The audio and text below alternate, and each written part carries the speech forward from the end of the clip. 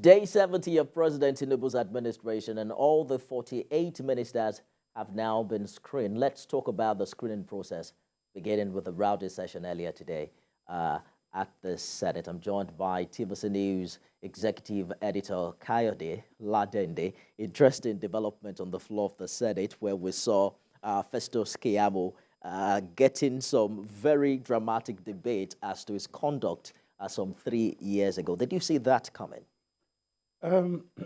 Maybe not absolutely, but I wouldn't expect the screening process of Keyamo to just be take a bow and go. Number one, because he's not a former minister, and number he's two, actually a former minister of state. I'm sorry, not a former senator or a yes. serving senator, and number two, for the fact that he made some kind of controversial statement at the end of the last tenure, where he mentioned that the Minister of State is not a constitutional role. And so there's been a whole lot of quite some controversial issues that we were expecting. But just like many of us had forgotten, the senators did not forget. And they had to bring up his past deeds, in quotes, his past political sins, and bring it up. And that's a very, very strong message that we shouldn't take for granted, for the fact that this is an institution.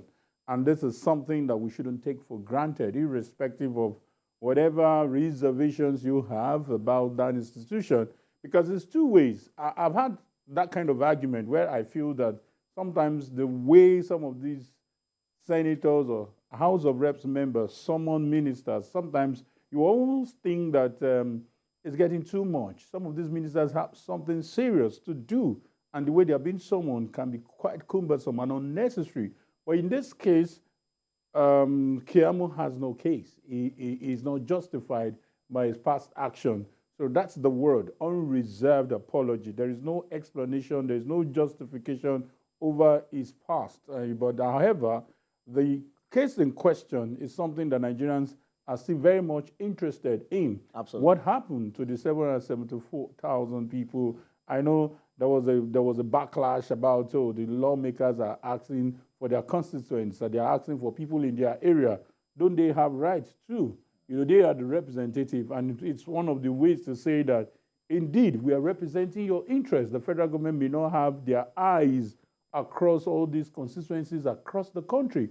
So it might have been a good step, it might have been a good strategy for the lawmakers to say that, indeed, we should be the right people to choose the people that should benefit from this scheme. The debate there was between who had the authority to execute this project, the Minister of State or the NDA. But let's take you back to 2020 when lawmakers had walked Festus Keyamo out following his refusal to apologize after they accused him of raising his voice against them. The incident had happened at an investigative hearing organized by the National Assembly Joint Committee on Employment, Labor and Productivity over the 52 billion naira budgeted for the recruitment of 774,000 Nigerians under the NDE.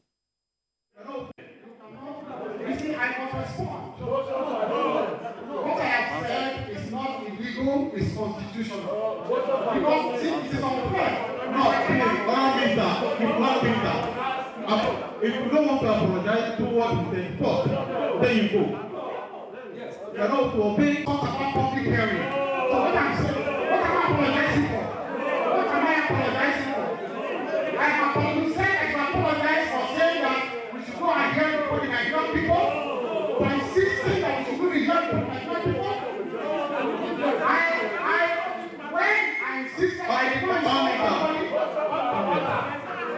insult anybody. I insisted we must do it before the Nigerian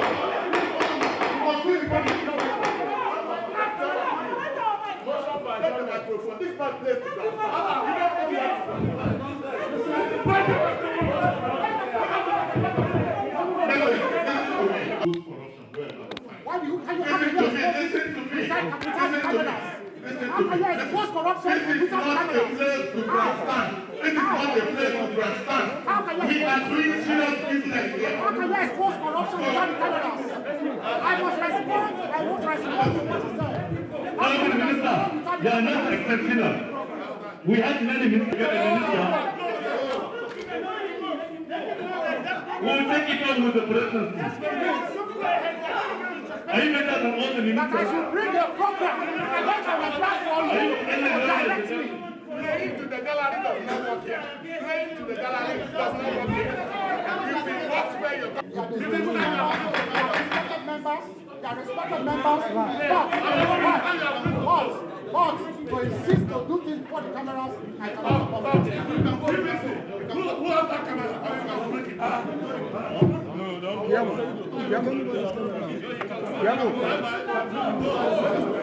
Honorable Minister, for your information, nobody has anything to hide. You want to run a program without key performance indicators, without proper I am here to answer it. program I'm here to together. answer it. You are not here to answer it. You want to intimidate us. You want to intimidate us. Nobody wants to talk to you without camera. We have nothing to hide. All right, so after leaving that chamber, he then talked to journalists saying that the grouse of the lawmakers was because it didn't allow them to own the process and that they wanted more than 15% job slots allocated to them. That's interesting. How serious were these allegations and what's the biggest lesson? I think, for the benefit of hindsight, I think Keyamo truly should apologize today as much as if you want to accuse these lawmakers of owning the process, of taking over this process, then you ask, what is involved? A 20,000 naira for 3 persons, is that what the lawmakers will want to hijack or is something they want to get? It's all about their people. It's all about the people they represent. And I think what is important is let the past be dropped in the past. He has come to apologize because you must understand that walking out of that place is walking out on the institution. I didn't even realize that it's even the upper chamber because I can see the red chairs. And that's quite demeaning. It was unnecessary. And it's just to let us know that there's something called the future. There's something called the karma. There's something called that you will come back to meet in the future. So, but we understand the kind of person Keyamo is, and I think it's important we stress that out. This is an activist. This is somebody who has been into activism for a good number of years, and he doesn't understand the idea of compromise, doesn't understand the idea of you must stoop to conquer. Because even when you notice that he bowed, he still came back to argue with them. When you take such a bow, even though he was working out on them, but it was totally unethical. He was insisting that certain allegations were made against him, and then the lawmakers wanted them to enter into a closed-door session. He was insisting that the cameras, remain there so that he can also have the benefits of rebutting. But then we saw Dr. Tijani on Saturday, where the senators brought out a litany of the tweets he's made many years ago. He too eventually apologized. But the interesting thing for me was what Senator Kwame Bamdele said, that some of the children who were part of the NSAS movement had also said similar things that Dr. Tijani said, and that it's important for them to work with that generation. Yes, I think that's a bigger picture. But however, we shouldn't still forget that lesson. The lesson is mind what you push out there, mind what you say there. And this is not even about Tijani now, it's about you and I. And sometimes I need to, Facebook has a way of reminding us some of the things you said 10 years ago. Sometimes you are asking, did I say this? So we shouldn't be ruled by our emotions all the time. We shouldn't be ruled by just our mere feelings. You must be able to ask that question. Can this tweet, can this statement, can this comment stand the test of time? It's quite important. These things, we shouldn't always see things as we versus them. We shouldn't always see things that we will remain followers forever. One day you're going to be in that leadership position. What would you do differently? And that should, inform our decisions. When we think of, we are just criticizing, we are just armchair critics, what are the solutions? What are the things that we should do? Trust me, we will have a rethink before we touch that button, before we do such things. However, Okwemi has come out to say that if we want to go deeper into what the offense that was committed, quite a lot of people will be culprits. Quite a lot of people would also be found wanting. However, but Tijani, the bombardment that started before his appearance, they've reminded him Immediately his name was mentioned, people have started bringing up those tweets. And when people said he should have responded to people, I said it's not wise for you to respond. It's just for him to learn his lesson. And truly, he did it at the right time by facing the Senate to apologize. Whoever advised him actually advised him rightly. But the amazing thing for me is also the fact that he was nominated by Mr. President, irrespective of what his position was. It was now about his competence, his ability to get the job done.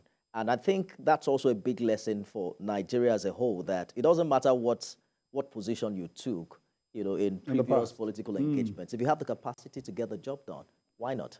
Yes, and yes. At the same time, there are some people, even though I would not want to mention their names, there are some people who have made some terrible statements in the past. They will find themselves coming into the party and they want to get position. I think such people shouldn't be considered in any shape or form. We know that of Tijani. We know that that was the popular comment at that time. That was the popular opinion in many quarters. And like you said, kudos to Mr. President for not looking at whatever plural nature he must have displayed at that time. What is important is the fact that you have been able to identify a talent. You've been able to look at the fact that we need these young people to take us to the next level, and it was being considered. I'm just told now that it seems that the confirmation hearing is holding as we speak at the Senate, and we might just have the confirmation of the 48 ministers done. That's our show today. We'll return you to live session at the 10th Senate, where we expect to have substantive ministers announced in a matter of time. I'm Nifemi Oguntoye. We'll see you again tomorrow.